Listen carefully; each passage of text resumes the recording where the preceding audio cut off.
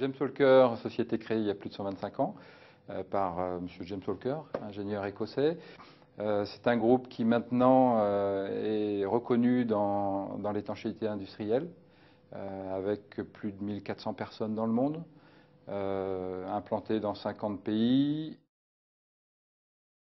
Tout part d'une décision et d'une réflexion stratégique qui était de savoir comment continuer à créer de la valeur en période de croissance, tout en sécurisant et en limitant les tâches administratives qui, elles, ne créent pas foncièrement de la valeur. Voilà.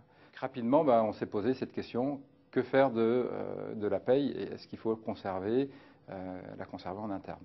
Il y avait d'autres facteurs dans notre décision, notamment la limitation des risques et la confidentialité de la paye.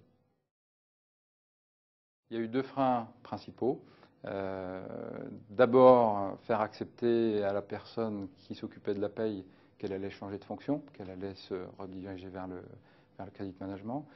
Et ensuite, un frein financier. Le coût supplémentaire doit être évidemment plus que compensé. D'où création de valeur obligatoire à toute externalisation.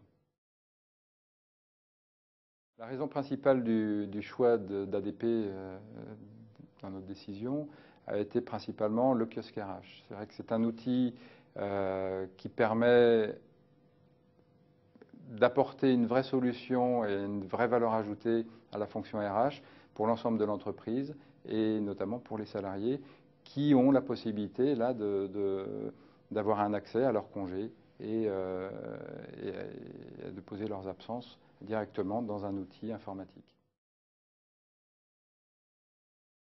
2009, année du développement de la RH, notamment liée à la vision stratégique de James Walker France, qui est d'être recommandé par les clients. Pour ça, il faut qu'on soit recommandé par les fournisseurs, par les actionnaire, mais aussi il faut que les salariés soient impliqués et recommandent l'entreprise, soient contents de venir.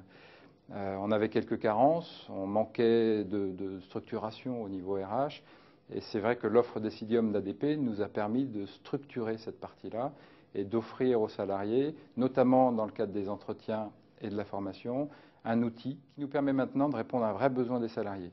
Après le choix d'ADP pour le développement de Decidium, il y a toute une phase de développement, c'est-à-dire ça ne s'est pas fait du jour au lendemain. C'était une démarche qu'on a développée sur 1 an et demi et qui s'est fait en 4 étapes.